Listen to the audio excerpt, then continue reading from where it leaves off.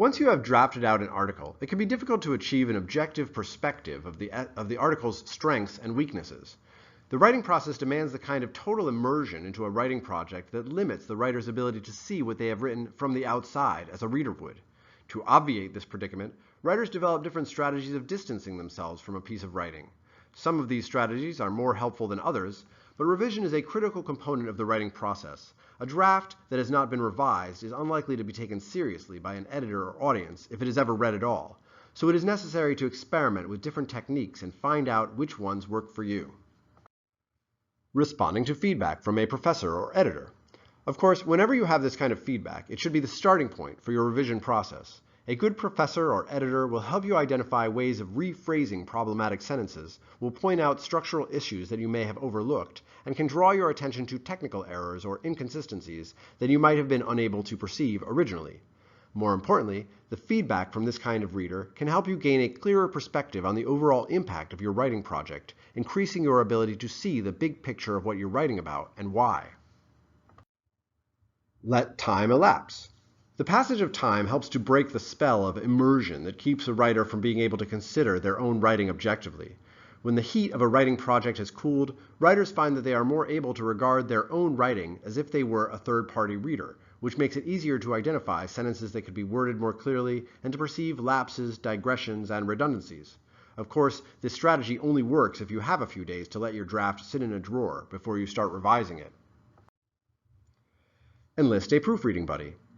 It's great to get feedback from a professor or editor, but colleagues or peers, whether they are classmates or academic reviewers, can be even more meaningful, since they are responding to your essay as colleagues. If you can find a friend, classmate, or family member who is willing to read your writing carefully and to talk to you honestly about it, the perspective they provide can help you to see your own writing more clearly. Additionally, having this person in the back of your mind as a target reader for your writing can give you a firmer sense of who you are writing for and how best to communicate with that audience. Read aloud. At the very least, you should make an effort to read your writing aloud, either to yourself or, preferably, to a proofreading buddy, before submitting it as a final draft.